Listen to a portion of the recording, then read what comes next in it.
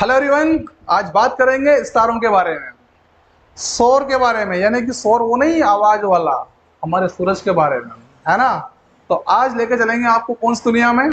सौर परिवार की दुनिया में, तारामंडल की दुनिया में। ठीक है ना, चलिए करते हैं शुरुआत सौर परिवार और तारामंडल के बारे में। ठीक है, आइए। हमारे टॉपिक का नाम है तारे एवं सौर परिवार। तारे एवं सौर परिवार।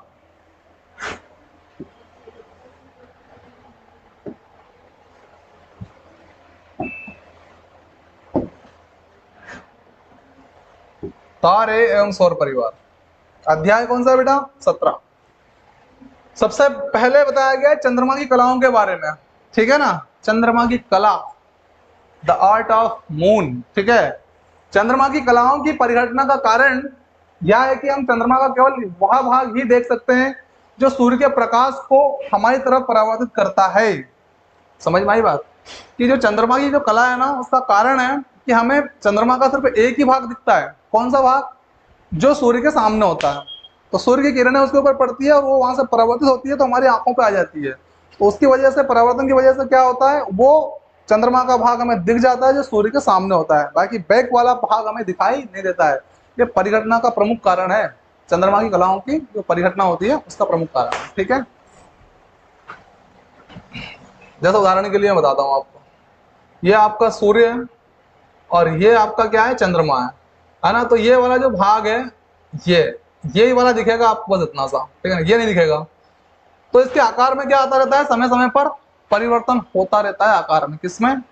चंद्रमा के आकार में। ठीक है ना, मतलब है तो वो अपनी जगह पे, लेकिन वो प्रकाश कितना पड़ रहा है उसके ऊपर, इसके माध्यम से क्या होता है, अपने को कम ज्यादा दिखता है।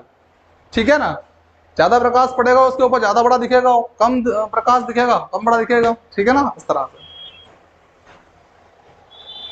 तारे अपना प्रकाश उत्सर्जित करने वाले खगोलीय पिंड है। हमारा सूर्य भी एक तारा है। ध्यान रखिएगा, ग्रह और तारों में एक बड़ा अंतर है बेटा। वो यह है कि ग्रहों का अपना खुद का प्रकाश नहीं होता है। ग्रह जो चमकते हैं ना, वो सूर्य के प्रकाश के कारण या तारों के प्रकाश के कारण चमकते हैं। लेकिन तारों का अपना खुद का सेल्फ लाइट होती है उनके अंदर, सेल्फ प्रकाश होता है उनके अंदर। ठीक है, यस। सूर्य भी एक तारा है। सूर्य भी क्या है? अपने आप में एक तारा है, एक स्टार है।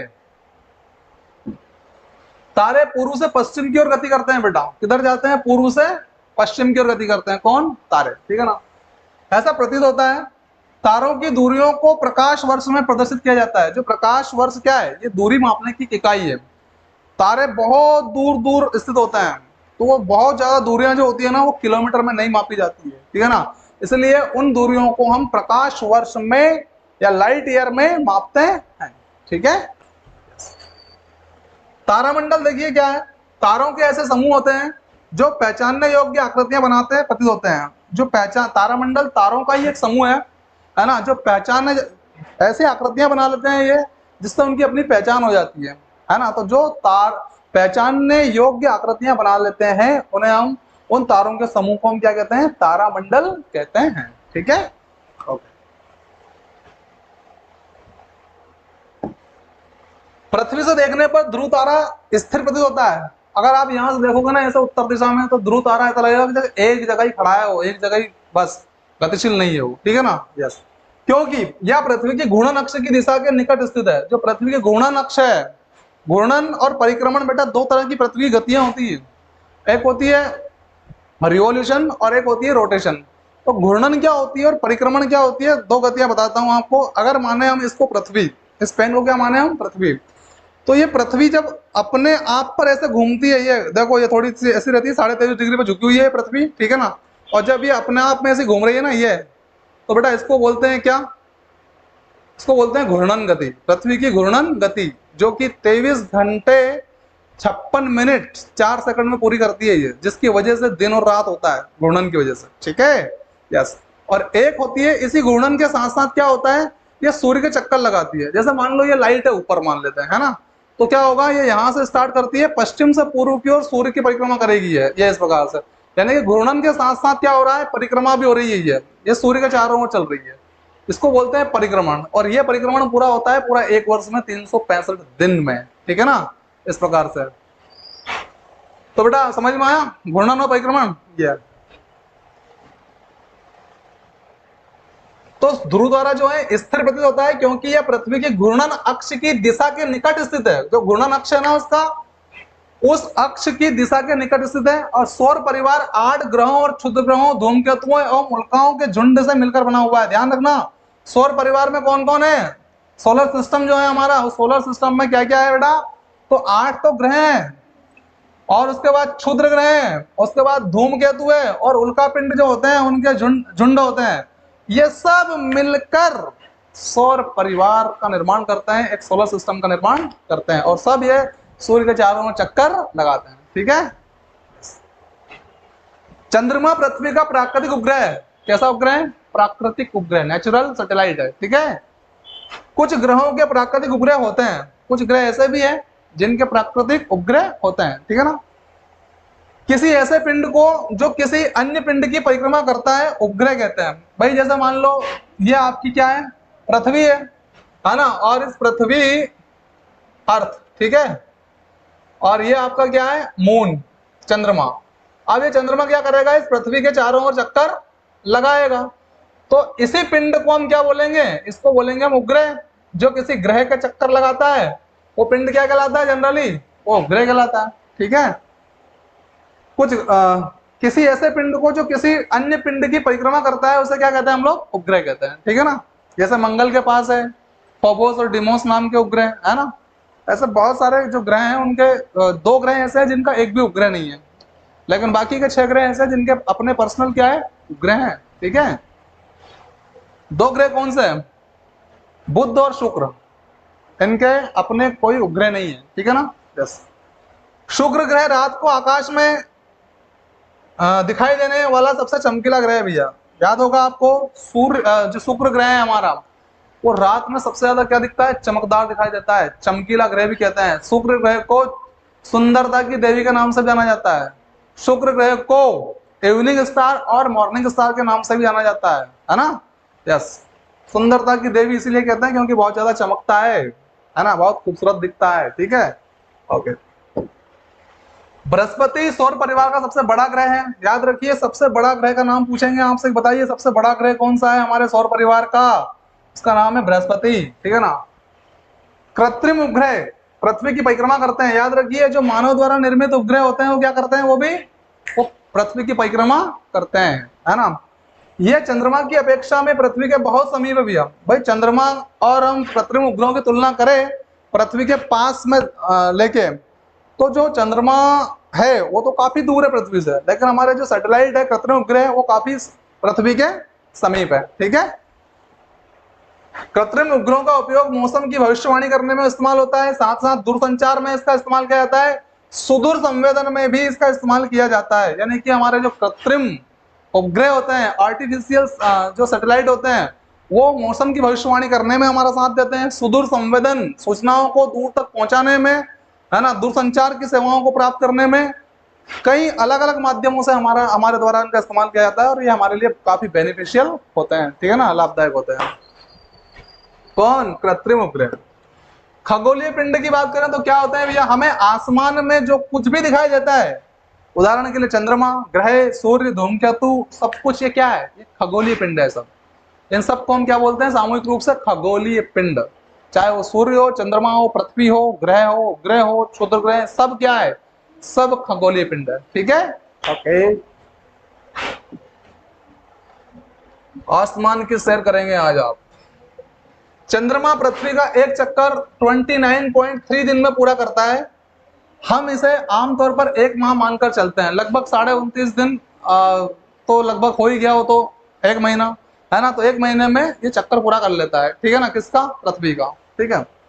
जिसमें 15 दिन तक चंद्रमा घटता जाता है। देखो आकार में कमी आ रही है इसकी, 15 दिन तक लगातार क्या होगा, ऐसा आकार है चंद्रमा, तो वो धीरे धीरे क्या होता है, ऐसे ऐसे घटता जाएगा। ठीक है।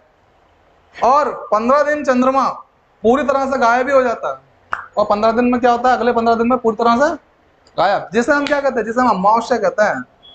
जिस समय हमारा चंद्रमा जो है गायब हो जाता है उसको क्या बोलते हैं हम, अमावस्या। आती है कि नहीं आती है, आती है। उसके बाद धीरे धीरे चंद्रमा का आकार बढ़ने लगता है, और फिर अमावस के बाद पूनम आएगी, आएगी पूर्णिमा। हाँ, तो अमावस्या के खत्म होने के बाद वापस उसके आकार में क्या होने लगता है, वृद्धि होने लगती है, ऐसे ऐसे ऐसे ऐसे। ठीक है। हाँ। और 15 दिन चंद्रमा पूरी तरह से हमें गोल दिखाई देता है ना, आकार बढ़ने लगता है, और 15 दिन चंद्रमा पूरी तरह से गोल दिखाई देता है, जिसे हम पूर्णिमा कहते हैं। ये गोलाकार जब दिखता है ना, तो वो समझ जाना कि पूर्णिमा आने वाली है, ठीक है ना। उसका आकार छोटा होता जा रहा है, होता जा रहा है, समझ जाना अमावस्या आ रही है, ठीक है। हाँ।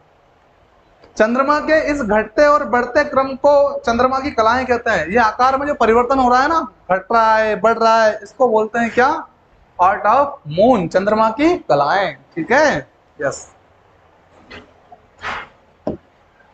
चंद्रमा का पृष्ठ जो है वो खुरदुरा और धूल भरा हुआ है ना। जो चंद्रमा पर जो पृष्ठ भाग है उसका वो कैसा है, खुरदुरा है, और क्या भरा हुआ है यहाँ पर, धूल भरा हुआ है चंद्रमा पर, ठीक है। चंद्रमा पर कोई भी वातावरण नहीं है, याद रखिए, कोई वायुमंडल यहाँ पे नहीं है, इसलिए आप रह नहीं सकते हैं यहाँ पर, एनवायरमेंट सुविधा यहाँ पे बिल्कुल नहीं है, ठीक है। चंद्रमा के ऊपर भी ऊंचे ऊंचे पर्वत जरूर है, याद रखिए, जैसे पृथ्वी पर है कि नहीं, माउंट एवरेस्ट, हिमालय, है ना, एंडीज पर्वत, ऐसे बड़े बड़े ऊंचे ऊंचे पर्वत यहाँ पर देखने को आपको मिल जाएंगे। कहाँ पे, चंद्रमा पर, ठीक है ना। जो कि पृथ्वी के पर्वतों के समान ही है, जो कि पृथ्वी पर जो पर्वत पाए जाते हैं, ऐसे पर्वत वहां पे भी मिलेंगे आपको। कहाँ पे, चंद्रमा पे। 21 जुलाई 1970 को, 1969 को नील आर्मस्ट्रॉन्ग ने चंद्रमा पर सबसे पहले अपना कदम रखा था बेटा। नील आर्मस्ट्रॉन्ग वो पहला व्यक्ति था जो चंद्रमा पर सबसे पहले पहुंचा था। तारीख याद रख लीजिए, 21 जुलाई 1970, 21 जुलाई 1970 में ये पहुंच गए थे। कहां पर, चंद्रमा पर कदम रख दिया, ठीक है। प्रकाश वर्ष क्या होता है भैया, दूरी मापने की इकाई होती है सर, सिंपल भाषा में कहें तो प्रकाश वर्ष, ठीक है। अंतरिक्ष में दूरियों को मापना बेहद ज्यादा मुश्किल होता है बेटा। कोई पिंड कितनी दूरी पे है, और काफी लंबी दूरियां होती है इनकी, तो ये दूरियां मापना काफी क्या होता है, मुश्किल होता है, ठीक है ना। क्योंकि दूरियां लाखों करोड़ों किलोमीटर की होती है, लाखों करोड़ों अरबों की कह सकते हैं, और भले आप इतने किलोमीटर की दूरी पर होती है दूरियां, ठीक है ना। दो पिंड इतने ज्यादा दूर हो सकते हैं, ठीक है। इसीलिए हम अंतरिक्ष की दूरियों को प्रकाश वर्ष में मापते हैं। इन बहुत ज्यादा दूरियों की वजह से क्या होता है, इसको प्रकाश वर्ष में मापा जाता है ना। नहीं तो कितने जीरो लगाएंगे, 1 करोड़ वर्ष इतना लगाएंगे क्या, है ना। एक प्रकाश वर्ष लिख देंगे फटाक से, ऐसा। एक प्रकाश वर्ष का मतलब होता है प्रकाश के द्वारा एक वर्ष में तय की गई दूरी, ठीक है ना बेटा। याद रखिए, प्रकाश वर्ष क्या है वास्तव में, कि आपका जो प्रकाश है उसमें एक वर्ष में कितनी दूरी तय करी, वही कहलाता है एक प्रकाश वर्ष, ठीक है ना। प्रकाश द्वारा तय की गई दूरी कितने समय में, 1 साल में, क्या कहलाता है, प्रकाश वर्ष कहलाता है, ठीक है ना। यस। प्रकाश की गति 3 लाख किलोमीटर, कितने किलोमीटर, 3 लाख किलोमीटर पर सेकंड होती है। 1 सेकंड में 3 लाख किलोमीटर चलता है प्रकाश, ठीक है ना। यस। हमारा सबसे नजदीकी तारा अल्फा सेंचुरी है भैया। कौन सा है, अल्फा सेंचुरी 4.5 प्रकाश वर्ष दूर है पृथ्वी से। पृथ्वी से कितने दूर है अल्फा सेंचुरी, 4.5 प्रकाश वर्ष की दूरी पर है, ठीक है ना। इसका मतलब यह है कि अगर हम 3000 किलोमीटर प्रति सेकंड की गति से जाएं, इतना तेज गति से अगर हम जाएं, ठीक है ना, तो हमें उस पार तक पहुंचने में 4.5 साल लग जाएंगे। यानी कि उस पर, वहां तक पहुंचने में, यहां से वहां तक जाएंगे, किस कहां तक, अल्फा सेंचुरी तक पहुंचेंगे, तो हमें 4.5 प्रकाश वर्ष है ना, सॉरी सिंपल 4.5 साल लग जाएंगे। इतनी तेज स्पीड पर जाने के बावजूद भी हमें 4.5 साल लग जाएंगे वहां तक पहुंचने, ठीक है। इतनी दूरी है, सामान्य दूरी नहीं है। तारे, अब तारे एक बार देखिए बेहतरीन तरीके से, तारे है क्या, रात्रि की आकाश में हमें बहुत सारे तारे दिखाई देते हैं। रात्रि में आकाश में जब आप देखते हैं तो बहुत सारे टिमटिमाते हुए तारे आपको दिखाई देते होंगे, देते हैं ना। हाँ, यह तारे हमसे लाखों प्रकाश वर्ष दूर होते हैं, लाखों प्रकाश वर्ष की दूरी पर अवस्थित हैं, ठीक है ना, इसलिए छोटे भी दिखते हैं। सूर्य भी एक तारा ही है, बिल्कुल है। सूर्य नजदीक होने की वजह से हमें बहुत बड़ा दिखाई देता है। मतलब तारों की तुलना करें सूर्य से तो जो है सूर्य नजदीक है इसलिए वो बड़ा दिखता है, और बाकी तारे बहुत ज्यादा दूरी पर इसलिए वो छोटे दिखते हैं, है ना। अन्यथा स्थिति तो यह है कि सूर्य से भी बड़े बड़े तारे जो है ना हमारे ब्रह्मांड में विद्यमान है, लेकिन वो काफी दूरी पर है, इसलिए वो या तो दिखाई नहीं देते हैं, या दिखते हैं तो बहुत छोटे दिखाई देते हैं, ठीक है ना। सिंपल बात है, अगर कोई चीज आप पास से देखोगे तो बड़ी दिखेगी, और दूर से देखोगे तो छोटी दिखेगी, यही कॉन्सेप्ट है, ठीक है। सूर्य नजदीक होने की वजह से हमें बहुत बड़ा दिखाई देता है। हमारी आकाशगंगा मिल्की वे के अंदर लाखों करोड़ों तारे भरे हुए हैं। हमारी आकाशगंगा है एक तारों का जो समूह है ना, उसको क्या कहते हैं हम लोग, आकाशगंगा, है ना। अनगिनत तारों का समूह आकाशगंगा कहलाता है। और ऐसे ही अनगिनत तारों का जो समूह है उसका एक नाम क्या है, मिल्की वे, ये आकाशगंगा है, जो हमारी, जिसमें हमारी पृथ्वी भी शामिल है ना। तो वो पृथ्वी जिस आकाशगंगा का जिस मिल्की वे या कह सकते हैं अपन आकाशगंगा में शामिल है, उसको हम क्या कहते हैं, उसको हम कहते हैं दुग्ध मेखला या फिर मिल्की वे या फिर आकाशगंगा, जो कि एक तारों का समूह है ना। क्योंकि तारों का समूह होने का मतलब हमारा सूर्य जो है वो भी उसका सदस्य है, और सूर्य के चारों चक्कर कौन लगाता है, पृथ्वी। तो कहीं ना कहीं हम ऐड हो गए कि नहीं हो गए उससे, हो गए, ठीक है। ऐसा हमें जितने तारे आकाश में दिखाई देते हैं वे सारे तारे हमारी एक आकाशगंगा के होते हैं। ऐसे ही ब्रह्मांड में बहुत सारी आकाशगंगाएं हैं। तारों का अपना प्रकाश होता है। तारों के अंदर हाइड्रोजन गैस मिलकर हीलियम बनाती है। हाइड्रोजन क्या बनाती है, हीलियम बनाती है, ठीक है ना, जिससे बहुत ज्यादा गर्मी बाहर निकल कर आती है। और इस क्रिया से बहुत सारी गर्मी जो है निकल कर बाहर आती है। ये गर्मी सूरज की तपिश कितनी खतरनाक होती है, देखा ना आपने। हाँ, तो याद रखिए सूर्य भी एक तारा है, और सूर्य में कौन सी दो गैस है मूल रूप से, हाइड्रोजन और हीलियम। और हाइड्रोजन लगातार क्या होती है, हीलियम में कन्वर्ट होती है ना, जिससे बहुत ज्यादा मात्रा में क्या निकलती है, उष्मा निकलती है, गर्मी निकलती है, ठीक है। यस। और जितने तारे आप एक बार में से यूं देखते हैं ना, आपके आकाश में यूं करके यूं करके यूं, वो सारे एक ही आकाशगंगा के तारे होते हैं। और आश्चर्य की बात यह है कि ऐसे कई सारे तारे कई अलग अलग प्रकार की आकाशगंगाओं का निर्माण करते हैं। मतलब ब्रह्मांड में बहुत सारी आकाशगंगाएं भी है, ठीक है ना। राइट, समझ में आ गया। यस।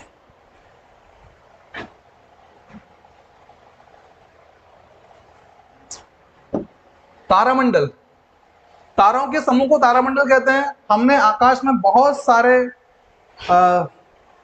तारे के समूह को ढूंढा और उनको कुछ नाम भी दिया है। बहुत सारे तारे के समूह को ढूंढा है और उनको नामकरण भी किया है। जैसा देखिए उदाहरण के लिए ग्रेट बियर, ग्रेट बियर। इस तारामंडल में 7 तारे हैं। कितने तारे हैं, 7 तारे हैं। हमें इसे हम बिग डीपर या सप्तऋषि भी कहते हैं। किस नाम से जानते हैं आप लोग इसे, सप्तऋषि तारामंडल के नाम से जानते हैं, है ना। इसको इंग्लिश में बोलते हैं ग्रेट बियर, ठीक है ना। यह सारे तारे मिलकर एक चम्मच जैसा आकार बना लेते हैं। कैसा, चम्मच जैसा आकार बना लेते हैं ये सारे के सारे तारे मिलकर, है ना। यस। यह तारामंडल हमें उत्तर की दिशा में देखने को मिल जाता है। ये सप्तऋषि तारामंडल किधर मिल जाता है आपको देखने के लिए, ग्रेट बियर, उत्तर दिशा में देखने को मिल जाता है, ठीक है। ओके। ओरायन, दूसरा तारामंडल का नाम क्या है, ओरायन।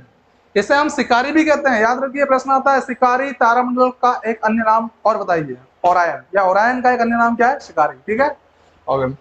इस तारामंडल के अंदर बहुत सारे तारे आते हैं। बहुत सारे तारे तो आते ही हैं, है ना। तारा का मंडल जो है, मंडल का मतलब ही समूह है एक तरह से, ठीक है। यह तारामंडल हमें सर्दियों में दिखाई पड़ता है। कब दिखता है ये, सर्दियों में दिखाई पड़ता है। कौन सा, ओरायन, ठीक है। इसके मध्य में 3 तारे शिकारी की बेल्ट को प्रदर्शित करते हैं। कितने तारे बेटा, 3 तारे। 3 तारे जो होते हैं वो शिकारी की बेल्ट को प्रदर्शित करते हैं। इसी बेल्ट के पूर्व की दिशा में चमकीला तारा सीरियस अवेलेबल है भैया। कौन सी दिशा में, इस तारे की पूर्व दिशा में कौन सा तारा स्थित है, सीरियस तारा है। कौन सा तारा है, सीरियस, सीरियस, ठीक है। ओके, तो तारामंडल समझ में आया। सौर परिवार देखिए, सौर परिवार के अंदर सूर्य की परिक्रमा करने वाले 8 ग्रह तथा कुछ अन्य खगोलीय पिंड भी है। सौर परिवार मतलब जो भी सूर्य के चारों ओर चक्कर लगाने वाले ग्रह, उपग्रह, खगोलीय पिंड, उल्काएं, ये सब सौर परिवार के सदस्य होते हैं, ठीक है। यस। सूर्य, सूर्य हमारे सौर परिवार का मुखिया है। हेड कौन है, सूर्य है, ठीक है ना। यस। सभी ग्रह के चारों तरफ परिक्रमा करते हैं। सभी ग्रह सूर्य के चारों तरफ परिक्रमा करते हैं। जितने भी ग्रह है ना वो किसकी परिक्रमा करते हैं, सूर्य की, ठीक है ना। सूर्य एक तारा है, सूर्य का अपना प्रकाश है। सूर्य की बहुत बड़ी मात्रा में प्रकाश और ऊष्मा उत्पन्न कर रहा है। सूर्य जो है ना, वो सूर्य बहुत बड़ी मात्रा में प्रकाश और ऊष्मा, हीट जो होती है उसको उत्पन्न कर रहा है, और लगातार कर रहा है, लगातार कर रहा है, ठीक है। यस। पृथ्वी में लगभग समस्त ऊर्जा का स्रोत सूर्य है। पृथ्वी में लगभग जितनी भी ऊर्जा है उसका समस्त ऊर्जा का स्रोत क्या है, सूर्य ही है, ठीक है। अब बात करते हैं ग्रह के बारे में। सौर परिवार में 8 ग्रह शामिल है बेटा। कितने ग्रह शामिल है? 8 ग्रह शामिल है सौर परिवार में, ठीक है ना। वे खगोलीय पिंड जो सूर्य का चक्कर एक निश्चित अंतराल में लगाते हैं और एक निश्चित रेखा में चलते हैं, उन्हें हम ग्रह कहते हैं। भाई आपका ये सूर्य हो गया, ठीक है ना, और इस सूर्य के क्या लगाएंगे, ये इस सूर्य के चक्कर लगाते हैं लगातार, और निश्चित समय अंतराल होता है ना। जैसे ये इधर से ये हो गया। अब ध्यान रखना, कुछ ग्रह ऐसे भी है जो पूर्व से पश्चिम की ओर चलते हैं, कुछ ऐसे हैं जो पश्चिम से पूर्व की ओर चलते हैं, ठीक है ना। हाँ, तो कुछ ऐसे भी है, ठीक है ना। तो ये क्या करते हैं, लगातार सूर्य की परिक्रमा करते रहते हैं। वे खगोलीय पिंड जो लगातार सूर्य की परिक्रमा एक निश्चित समय अंतराल में करते रहते हैं, क्या कहलाते हैं? ग्रह कहलाते हैं, ठीक है ना। और एक निश्चित रेखा में चलते हैं, है ना, उन्हें हम ग्रह कहते हैं, ठीक है बेटा। ग्रहों का अपना खुद का कोई प्रकाश नहीं होता है, याद रखिए। ग्रह चमकते हैं किसके कारण? सूर्य के प्रकाश के कारण, ठीक है। यस, देखो ग्रहों की आपको बता दें थोड़ा शॉर्ट समरी फटाफट। बुध के बारे में देख लीजिएगा। यह हमारे सौर परिवार का सूर्य के सबसे निकटतम ग्रह है बेटा, ठीक है ना, जिसका अपना एक भी उपग्रह नहीं होता है। सूर्य से सबसे निकट ग्रह कौन सा है? बुध है। किस ग्रह का कोई वातावरण नहीं है? इस ग्रह का कोई वातावरण नहीं है, ठीक है ना। किस में? इस ग्रह का कोई वातावरण नहीं है, मतलब वहां वायुमंडल नहीं है, सीधी बात है, ठीक है ना। सूर्योदय के तुरंत पहले या सूर्यास्त के तुरंत बाद इसे हम क्षितिज रेखा पर देख सकते हैं। इस ग्रह का कोई उपग्रह भी नहीं है ना। ये भी ध्यान रखिए कि इस ग्रह का कोई भी उपग्रह नहीं है, उपग्रह नहीं है। एक तो सूर्योदय के तुरंत पहले, मतलब सूर्योदय से पहले, ठीक है ना। दूसरा सूर्यास्त के तुरंत बाद, जैसे सूर्य का अस्त हुआ उसके बाद इसे आप क्षितिज रेखा पर, अंतरिक्ष की रेखा जो है उस पर देख सकते हैं, है ना।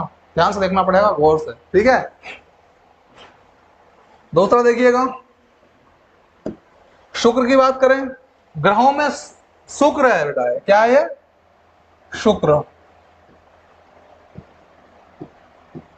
ग्रहों में शुक्र पृथ्वी का निकटतम ग्रह है। क्या है? पृथ्वी का निकटतम ग्रह है। पृथ्वी का सबसे पास का ग्रह शुक्र है ना। इस ग्रह का वातावरण कार्बन डाइऑक्साइड गैस का बना हुआ है। कौन सा गैस का बना हुआ है? कार्बन डाइऑक्साइड का बना हुआ है, CO2 का बना हुआ है इसका एनवायरमेंट, ठीक है।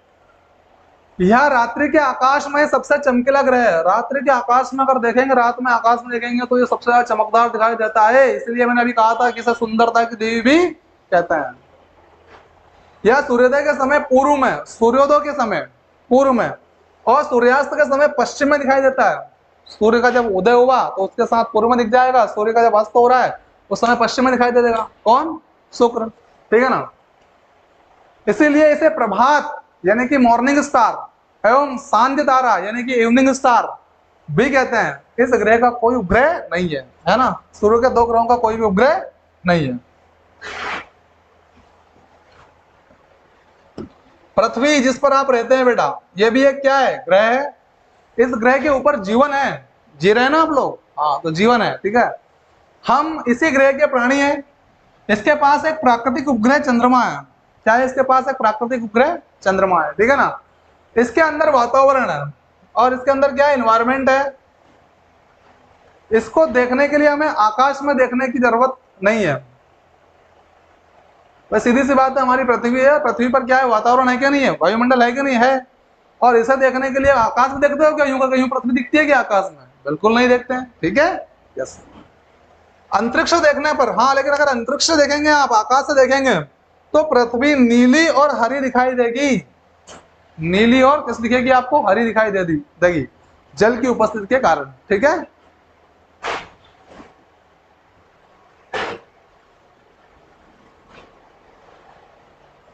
देखो एक चीज बताऊं आपको मैं, जो ग्रह होते हैं ना, उन ग्रहों का रंग हम कैसे पहचान सकते हैं? एक छोटी सी 2 लाइनें मैं बता देता हूं आपको, फटाक से याद हो जाएगा ना। देखो, हम है पीले, पृथ्वी पीली दिखाई देती है ना। देखो पृथ्वी नीली और हरी बोल रहा है।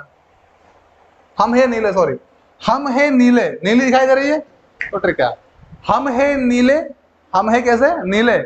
पति है पीले, शुक्र बहन चमकीली है, लाल है मंगल, शनि है काला और वरुण पर हरियाली है।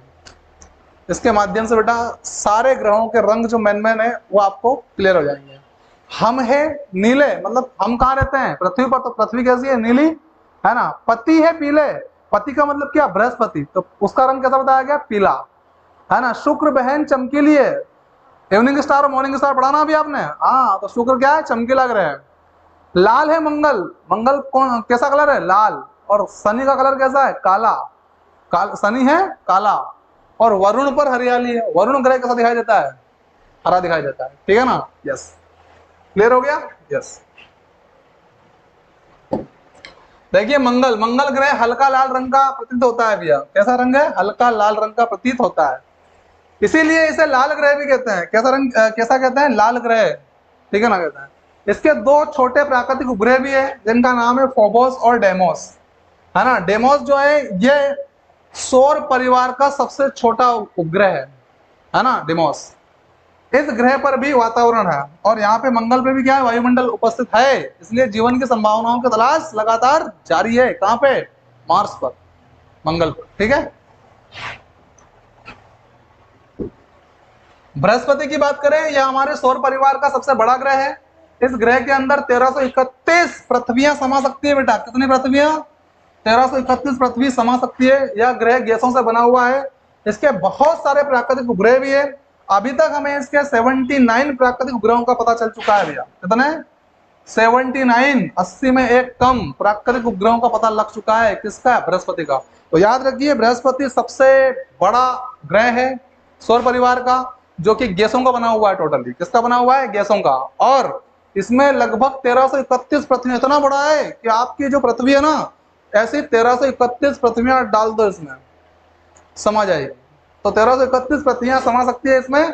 और इसके 79 प्राकृतिक उपग्रह जो सबसे ज्यादा है, ठीक है ना। यस। शनि की बात करते हैं, दूसरा सबसे बड़ा ग्रह बेटा। शनि ग्रह सौर परिवार का इकलौता ऐसा ग्रह है जिसके छल्ले हैं, जिसके चारों ओर क्या पाए जाते हैं?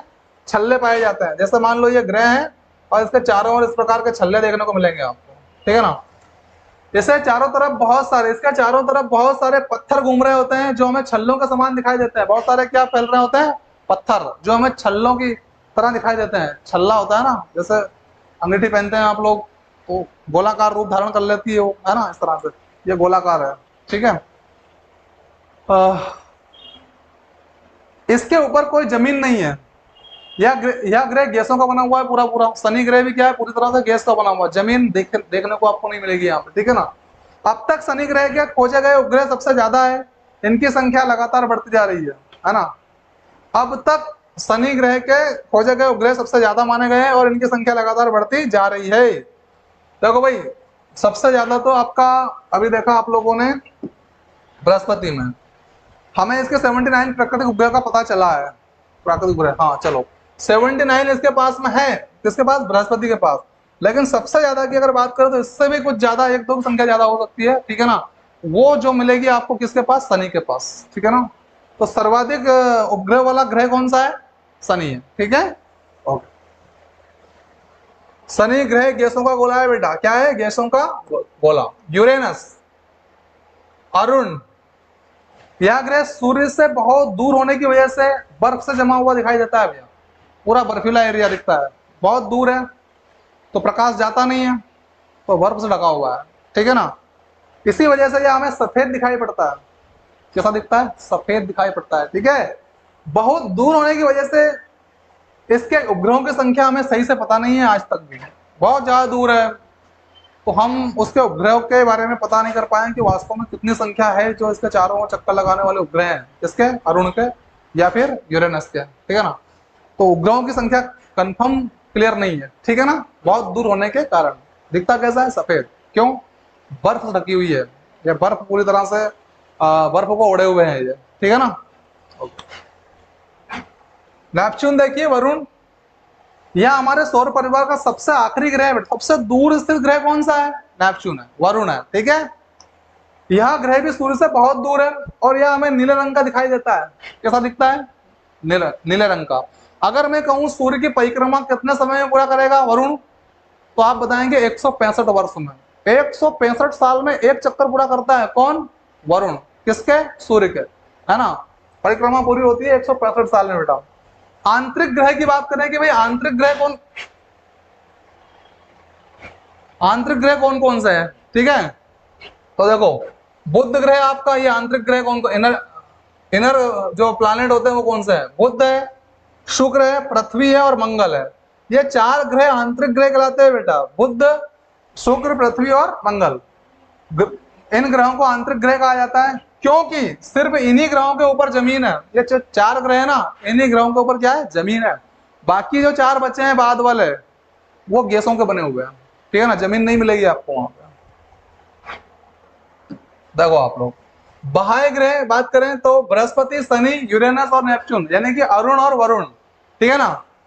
बृहस्पति, शनि, अरुण, वरुण बाह्य ग्रहों की श्रेणी में शामिल है।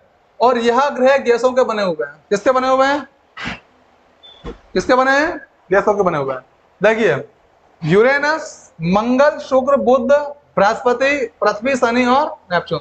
तो आप देखेंगे आपका बुध, शुक्र और इधर पृथ्वी, ये पृथ्वी, ये बुध, ये शुक्र और ये मंगल, ये कैसे हैं बेटा, कैसे हैं, ये आंतरिक ग्रह हैं, ठीक है। और वहीं आपका Shani, Brihaspati, Neptune and Uranus ये बाह्य ग्रह हैं। और इन चारों ग्रह, ये जो चारों ग्रह हैं, ये चारों ग्रह गैसों के बने हुए हैं, ठीक है ना। और यहाँ जो आंतरिक ग्रह बताए गए हैं इनमें क्या है, अरे भाई ये इन पे जमीन है, क्या है, जमीन है, ठीक है। यस, क्लियर हो गया, समझ में आ गई कहानी पूरी। 8 ग्रह पढ़ लिए, ओके आगे बढ़ते हैं। आगे देखिए क्षुद्र ग्रह, मंगल और बृहस्पति ग्रह के बीच में बहुत सारे पत्थर घूम रहे हैं, छोटे छोटे टुकड़े हैं। किसके बीच में, ऐसा समझिए कि ये तो हो गया आपका मंगल ग्रह और ये हो गया आपका बृहस्पति ग्रह, और यहाँ पर ऐसे छोटे छोटे पत्थर या टुकड़े, ठीक है ना, ये घूम रहे हैं, ठीक है ना। इनको बोला जाता है क्या, मंगल और बृहस्पति के बीच में चक्कर घूमने वाले छोटे छोटे टुकड़ों या पत्थरों को हम कहते हैं क्षुद्र ग्रह, ठीक है। इन्हीं पत्थरों को हम क्षुद्र ग्रह कहते हैं। इन पत्थरों की बनी पट्टी को क्षुद्र ग्रह पट्टी कहा जाता है। इन पत्थरों जो पट्टी जैसे पट्टी बन गई है तो ये क्षुद्र ग्रह की पट्टी कहलाती है। क्या कहलाती है, क्षुद्र ग्रह की पट्टी कहलाती है, ठीक है। धूमकेतु, धूमकेतु भी हमारे सौर परिवार का एक हिस्सा है। धूमकेतु की एक लंबी सी पूंछ होती है, क्या होती है, लंबी सी पूंछ होती है बेटा। यह पूंछ बर्फ के पिघलने की वजह से बनती है। किसकी वजह से बनती है, बर्फ के पिघलने से बनती है, जो कि काफी लंबी होती है। ये पूंछ काफी लंबी दिखाई देती है आपको, कैसे दिखती है, ऐसा काफी लंबी दिखाई देती है धूमकेतु की पूंछ, ठीक है। यह पत्थर हमारे सौर परिवार के बाहरी हिस्से से अंदर के हिस्से में आ जाते हैं। ये जो पत्थर होते हैं ना, ये बाहरी हिस्से से अंदर की ओर आ जाते हैं, सौर परिवार में शामिल हो जाते हैं, ठीक है ना। और हमें यह दिखाई पड़ते हैं, और फिर हमें दिखाई पड़ते हैं धूमकेतु के जो पत्थर होते हैं ना, धूमकेतु, भाई सीधी सी बात है, धूमकेतु के ऊपर जब सूर्य का प्रकाश पड़ेगा ना तब वो दिखाई देना चालू हो जाएगा, ठीक है ना। यस,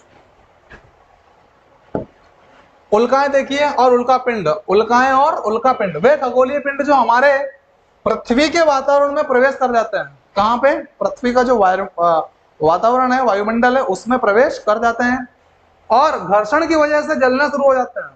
और उनमें क्या होता है, घर्षण होता है, उनमें फ्रिक्शन होता है और वो जलना स्टार्ट कर देते हैं, बर्निंग स्टेज में आ जाते हैं, है ना, जलने वाले स्टेज में आ जाते हैं। उन्हें हम उल्काएं कहते हैं और इनको हम क्या कहते हैं बेटा, उल्काएं कहते हैं। लेकिन उनमें से कुछ पत्थर पृथ्वी की जमीन पर भी टकरा जाते हैं। कुछ ऐसे पत्थर भी है उनमें से जो पृथ्वी की जो जमीन है उससे टकरा जाते हैं, है ना, और भयंकर विस्फोट उत्पन्न करते हैं, गड्ढा तक कर देते हैं, है ना, टकरा जाते हैं, जिन्हें हम उल्का पिंड कहते हैं, है ना। ये क्या है, उल्का पिंड जो पृथ्वी से टकरा जाते हैं वो क्या कहलाते हैं, उल्का पिंड कहलाते हैं, ठीक है ना। हर रोज पृथ्वी के वातावरण में लाखों की संख्या में उल्काएं आती है। पृथ्वी का जो वातावरण है, एनवायरमेंट है, वायुमंडल है, उसमें लाखों की संख्या में जो है उल्का पिंड आते हैं हर रोज, डेली, ठीक है ना, लाखों की संख्या में। और बहुत ही कम उनमें से पृथ्वी की जमीन तक पहुंच पाती है। जो उल्का पिंड होती है ना, बहुत कम होती है ऐसी जो पृथ्वी तक पहुंच पाती है या उससे टकरा पाती है, ठीक है ना। यस, आगे देखेंगे कृत्रिम उपग्रह, आर्टिफिशियल सैटेलाइट। आर्टिफिशियल सैटेलाइट मानव द्वारा निर्मित है, सिंपल है ना। वे उपग्रह जो प्रकृति ने हमें नहीं दिए हैं, प्रकृति ने नहीं दिए हैं, हमने ही बनाए हैं, ठीक है ना। इसको इंसानों ने बनाया है, और अब यह उपग्रह पृथ्वी का चक्कर लगा रहे हैं। इंसानों ने बनाया और पृथ्वी का चक्कर लगा रहे हैं।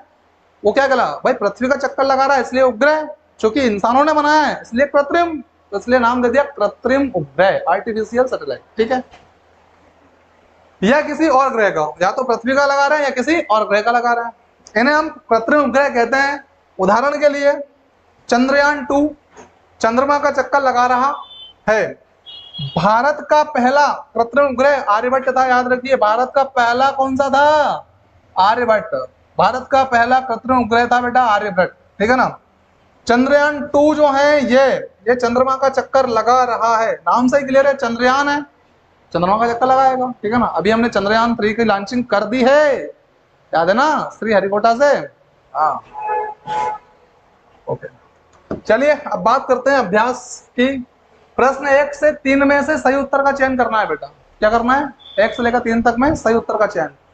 निम्नलिखित में से कौन सौर परिवार का, कौन सा परिवार का, सौर परिवार का सदस्य नहीं है, ठीक है ना। क्षुद्र ग्रह तो है, उपग्रह भी है, और धूमकेतु या तारामंडल, तो धूमकेतु भी है और तारामंडल नहीं है। क्या आंसर है, तारामंडल सौर परिवार के सदस्य नहीं है, उनका अपना एक समूह होता है, ठीक है ना, तारों का समूह। निम्नलिखित में से कौन सूर्य का ग्रह नहीं है, सीरियस, बुध, शनि, पृथ्वी, तो ये तो तीनों है बेटा, लेकिन सीरियस नहीं है, पढ़ा है अभी आपने, राइट।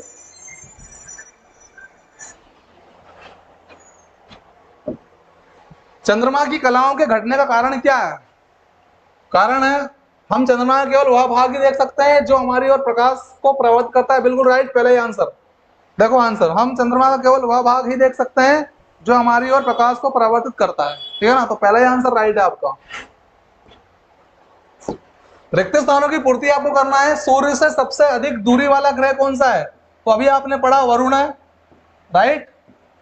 देखिए आंसर नेपच्यून या वरुण, ठीक है। वर्ण में रक्ताम प्रतीत होने वाला ग्रह कौन सा है, लाल ग्रह कौन सा है बेटा, मंगल। ब्लड जैसा दिखता है ना, ब्लड कैसा होता है, लाल, और क्या है, वर्ण मतलब रंग में रक्त जैसा प्रतीत होने वाला ग्रह कौन सा है, मंगल ग्रह, ठीक है। तो ये लिखा हुआ है मंगल आपका। तारों के ऐसे समूह को जो कोई पैटर्न बनाता है, तारामंडल कहते हैं उसको, क्या कहते हैं उसको तारामंडल कहते हैं, ठीक है, यस। ग्रह की परिक्रमा करने वाले खगोलीय पिंड को क्या कहते हैं, उपग्रह कहते हैं बेटा, क्या कहते हैं, उपग्रह कहते हैं। क्या लिखा हुआ है, उपग्रह। शूटिंग स्टार वास्तव में नहीं है, तारा नहीं है, क्या नहीं है, शूटिंग स्टार वास्तव में क्या नहीं होते हैं, तारा नहीं होते हैं ये, ठीक है। क्षुद्र ग्रह की कक्षाओं के बीच पाए जाते हैं मंगल और बृहस्पति, ये यहाँ मंगल और यहाँ बृहस्पति, इन दोनों कक्षाओं में कौन पाए जाते हैं, क्षुद्र ग्रह पाए जाते हैं, ठीक है, ओके। अगला है निम्नलिखित कथनों पर सत्य हो तो टी लगाइए और असत्य हो तो एफ लगाइए, ठीक है। देखो, ध्रुव तारा सौर परिवार का सदस्य है कि नहीं है भैया, तो बिल्कुल नहीं है, ध्रुव तारा सौर परिवार का सदस्य नहीं है, एफ लगाइए। बुध सौर परिवार का सबसे छोटा ग्रह है, बिल्कुल राइट बात है, सबसे छोटा ग्रह टी है, देखो ये लिखा हुआ है ना, राइट। यूरेनस सौर परिवार का दूरतम ग्रह है, बिल्कुल सही बात है ना। यूरेनस नेपच्यून है, राइट। तो यहाँ पे एफ लगाएंगे, क्या लगाएंगे इस पे, एफ। अगला है इनसेट एक कृत्रिम ग्रह, बिल्कुल राइट।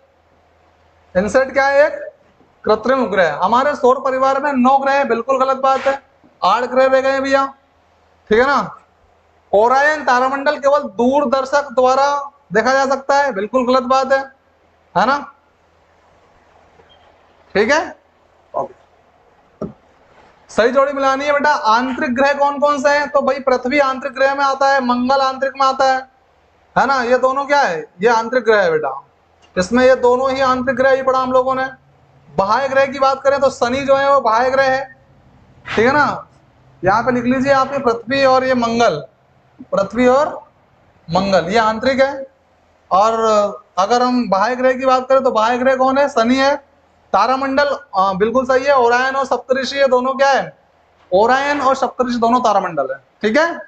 और पृथ्वी के उपग्रह, पृथ्वी का प्राकृतिक उपग्रह है चंद्रमा, जो कि एकमात्र है, एकमात्र प्राकृतिक उपग्रह चंद्रमा है। ठीक है बेटा, ओके आगे देखिएगा। अगर शुक्र संध्या तारे के रूप में दिखाई दे रहा है तो आप इसे आकाश के किस भाग में पाएंगे? संध्या तारे यानी कि इवनिंग स्टार के रूप में अगर दिखाई दे रहा है तो वो आकाश के कौन से हिस्से में या कौन सी दिशा में दिखाई दे रहा है? ठीक है ना, तो आंसर है पश्चिम दिशा में। कौन सी दिशा में? पश्चिम दिशा में। ठीक है, सौर परिवार के सबसे बड़े ग्रह का नाम बताइए। बृहस्पति, राइट, ये बृहस्पति।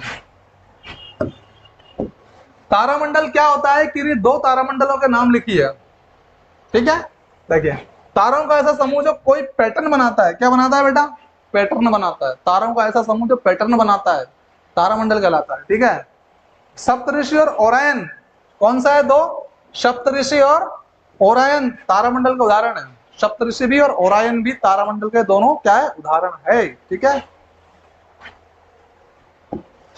सप्तऋषि तथा ओरायन तारामंडल के प्रमुख तारों की अपेक्षित स्थितियां दर्शाने के लिए आरेख खींचिए।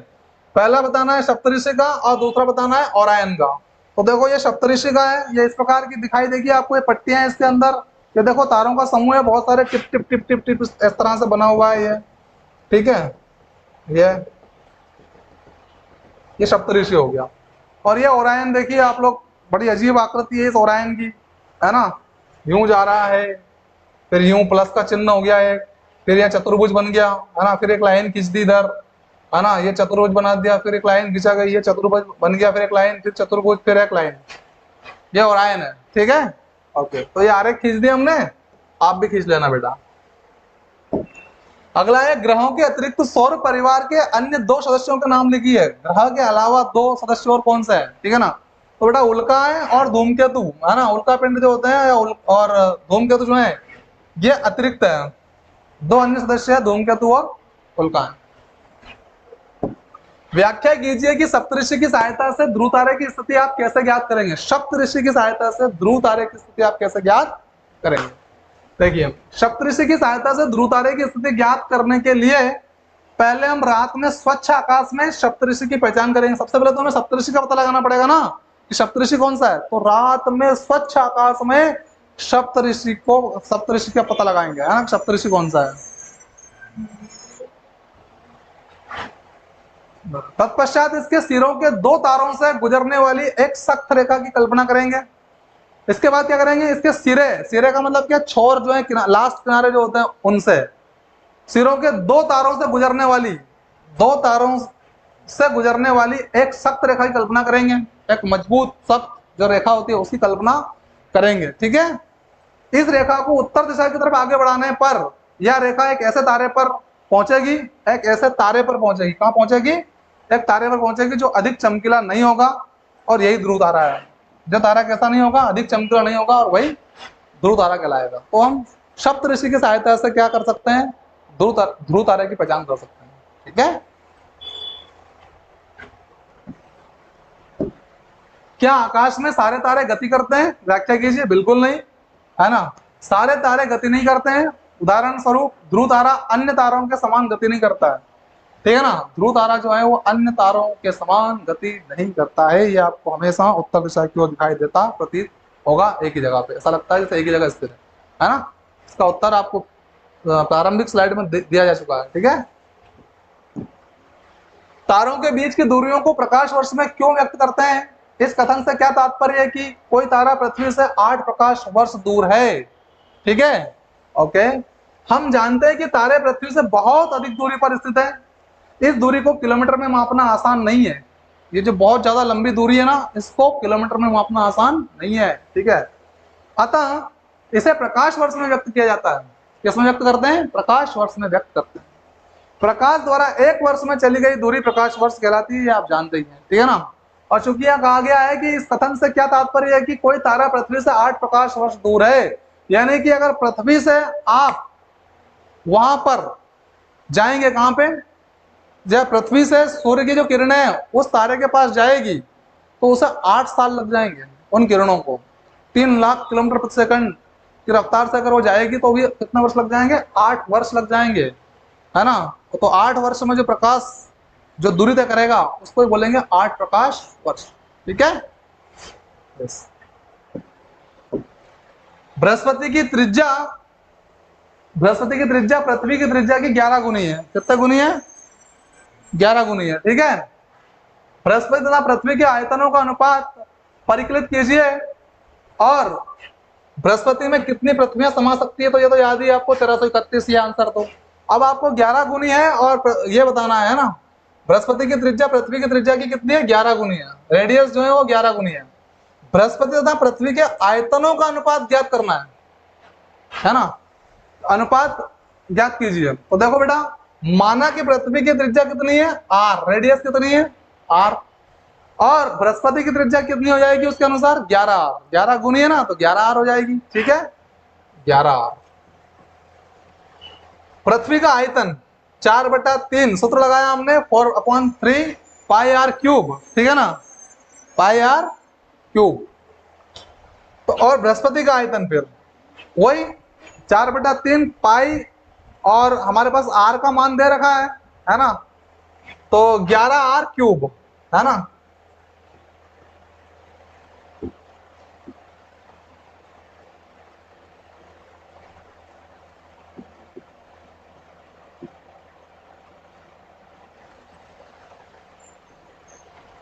ठीक है, उसके बाद दोनों का अनुपात ज्ञात करना है, तो दोनों का डाल देते हैं सूत्र।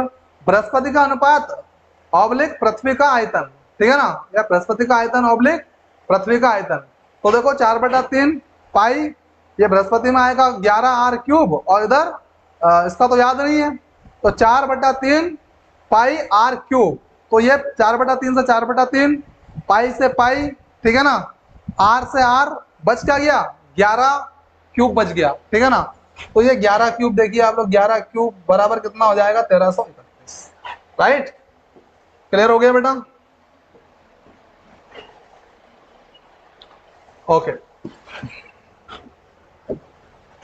बूझो ने सौर परिवार का निम्नलिखित आरेख 17.29 खींचा, क्या यह आरेख सही है? और यदि नहीं है तो इसे संशोधित कीजिए, है ना। देखो भैया, बुध है, उसके बाद इसने डायरेक्ट क्या दे दिया यहाँ पे, जो है मंगल दे दिया, ठीक है ना, फिर पृथ्वी, फिर शुक्र दिया। तो ध्यान देना, बुध के बाद अगर बढ़ते क्रम में हम बात करेंगे तो देखो सबसे पहले तो सूर्य के पास में क्या आएगा? आरेख में बुध आएगा, और बुध के बाद में क्या आएगा? शुक्र आएगा, और फिर उसके बाद शुक्र के बाद क्या आएगा? दूरियों के क्रम में देखा जाएगा तो पृथ्वी, और पृथ्वी के बाद क्या आएगा? मंगल आएगा, है ना। मंगल के बाद क्या आएगा? मंगल के बाद आएगा आपका बृहस्पति, और बृहस्पति के बाद आएगा आपका शनि, और शनि के बाद आएगा आपका अरुण, और अरुण के बाद आएगा आपका वरुण। यह क्रम रहेगा तो सही माना जाएगा। तो संशोधन हो गया।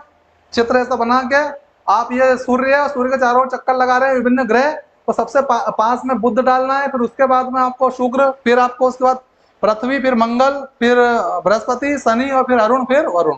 तो क्लियर हो जाएगा। क्लियर है? उत्तर है नहीं, यह आरेख सही नहीं है। सही आरेख के बारे में मैंने आपको बता दिया, इस तरह का बनेगा। ठीक है, ओके। तो प्यारे बच्चों, आज का लेसन यहीं पे हमारा क्या होता है? समाप्त होता है। नेक्स्ट टॉपिक रहेगा हमारा 18, ठीक है ना, जो कि इस क्लास का अंतिम रहेगा। ठीक है, मिलते हैं अगले टॉपिक में। Bye bye.